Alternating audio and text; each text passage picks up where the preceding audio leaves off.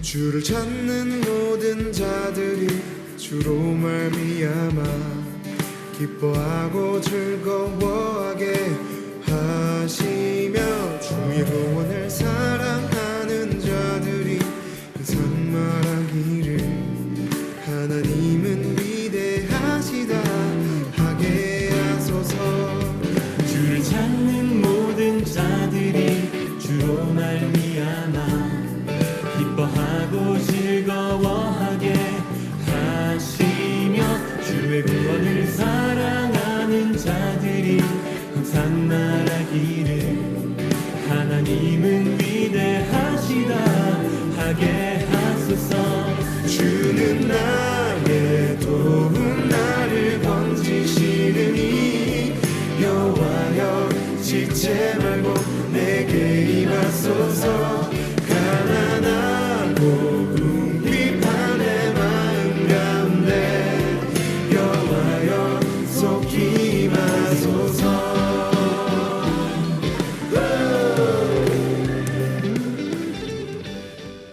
여러분 반갑습니다. 2024년 5월 20일 화요일 날 아침에 여러분과 함께 나누는 또 히브리서의 말씀입니다. 오늘 말씀은 9장 11절부터 22절까지의 말씀입니다. 9장 11절부터 22절까지 우리 같이 말씀 봉독합니다. 그리스도께서는 장래 좋은 일의 대제사장으로 오사 손으로 짓지 아니한 것 곧 이 창조에 속하지 아니한 더 크고 온전한 장막으로 말미암아 염소와 송아지의 피로 하지 아니하고 오직 자기의 피로 영원한 속죄를 이루사 단번에 성소에 들어가셨느니라. 염소와 황소의 피와 및 암송아지의 죄를 부정한 자에게 뿌려 그 육체를 정결하게 하여 거룩하게 하거든. 하물며 영원하신 성령으로 말미암아 흠없는 자기를 하나님께 드린 그리스도의 피가 어찌 너희 양심을 죽은 행실에서 깨끗하게 하고 살아계신 하나님을 숨기게 하지 못하겠느냐. 이로 말미암아 그는 새 언약의 중보자시니 이는 첫 언약 때에 범한 죄에서 속량하려고 죽으사 부르심을 입은 자로 하여금 영원한 기업의 약속을 얻게 하려 하심이라. 유언은 유언한 자가 죽어야 되나니 유언은 그 사람이 죽은 후에야 유효한즉 유언한 자가 살아있는 동안에는 효력이 없느니라. 이러므로 첫 언약도 피 없이 세운 것이 아니니 모세가 율법대로 모든 계명을 온 백성에게 말한 후에 송아지와 염소의 피 및 물과 붉은 양털과 우슬초를 취하여 그 두루마리와 온 백성에게 뿌리며 이르되 이는 하나님이 너희에게 명하신 언약의 피라 하고 또한 이와 같이 피를 장막과 섬기는 일에 쓰는 모든 그릇에 뿌렸느니라. 율법을 따라 그의 모든 물건이 피로써 정결하게 되나니 피 흘림이 없은즉 사함이 없느니라. 아멘.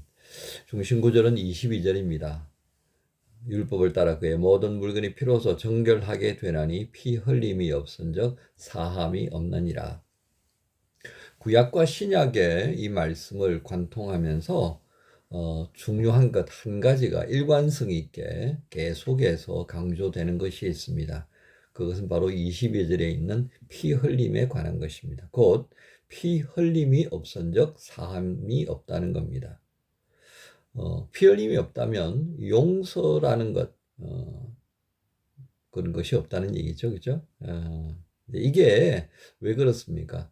하나님께서 창세기 3장 이후 사람의 그 죄를 범했던 그 상황에 하나님께서 분명하게 선포하신 것이 있습니다. 죄에 대해서는 바로 피로 갚게 될 것이라는 것이죠. 그래서 죄에 대해서는 바로 사망이라고 하는 것이 이제 그 대가를 치르는 마지막 점이다, 정점이 되는 것입니다. 그러니까 이것을 이렇게 덮어버릴 수 있는 것은 없어요. 오직 피 외에는 말입니다. 그러니까 죄는 반드시 피를 통해서 그 값을 치르게 되어 있는 것이 구약의 또 신약의 핵심 가치다 하겠습니다. 자, 그러니까 구약의 제사에는 모든 부분에 있어서 화목 제사를 빼고서는 피가 다 등장합니다. 그죠? 제가 말을 실수했습니다. 화목제사가 아니라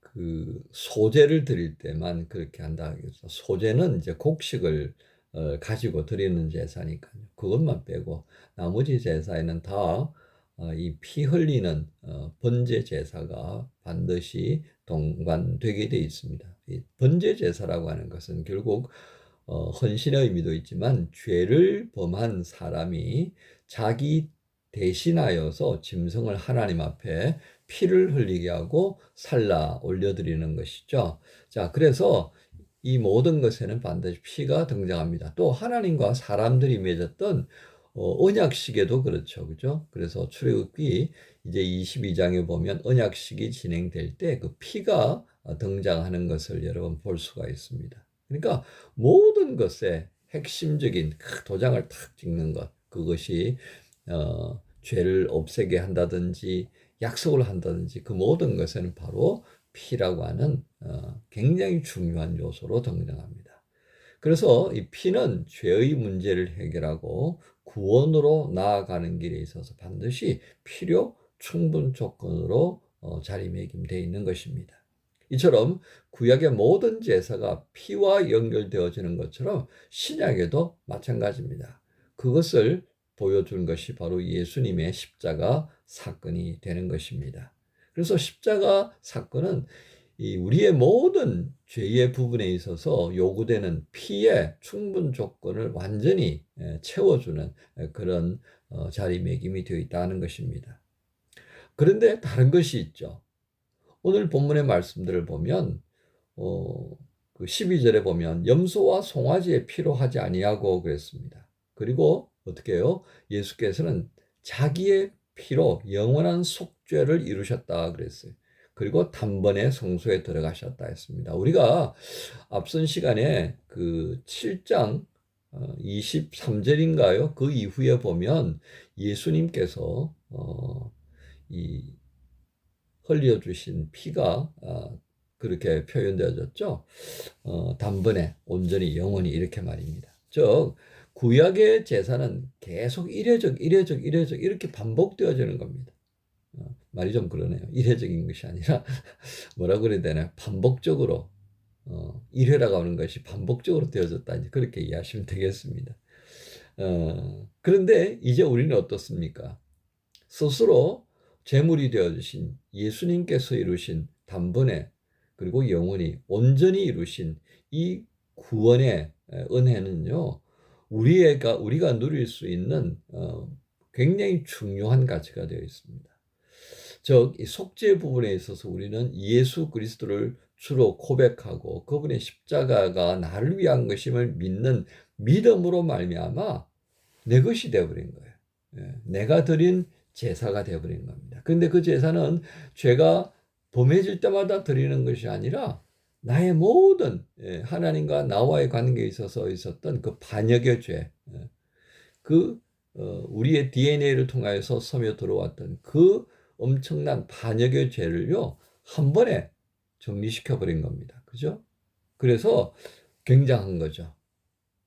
매번 죄를 범할 때마다 이 짐승을 가지고 와서 속죄 제사를 드렸던 것이 우리는 예수 이름을 믿고 그분이 나를 위하여 십자가에서 죽으셨다라고 하는 것을 믿는 고백이 있으면 내 것이 되어버렸다는 거. 와, 이거 엄청난 겁니다.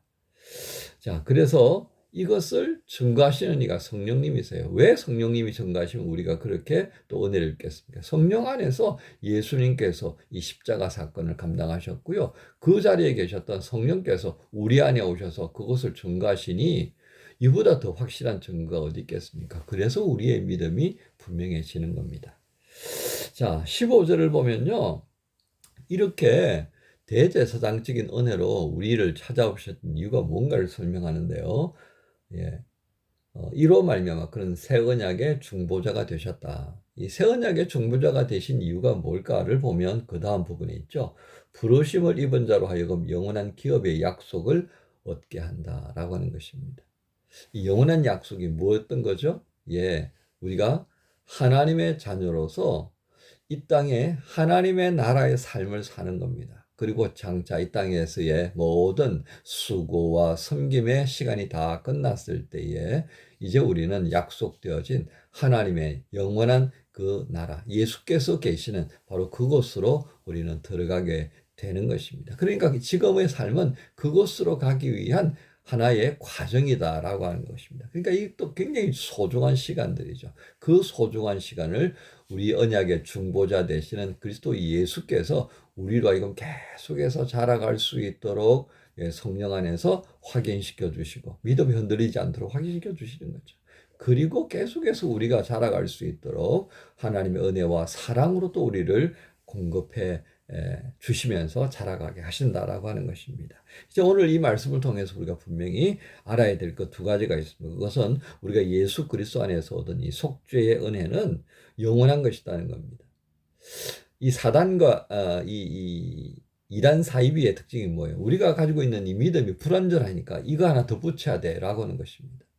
이 덧붙이고 하는 이게 얼마나 사단이 가장 그 간교한 속임수를 쓰는지 이게 이단 사이비가 가지고 있는 방식입니다. 넘어가지 말아야 됩니다. 두 번째는요 무엇이겠습니까? 그것은 우리에게 주셨던 그 중보자 되시는 그리스도 예수 안에서 머물러 있는 겁니다.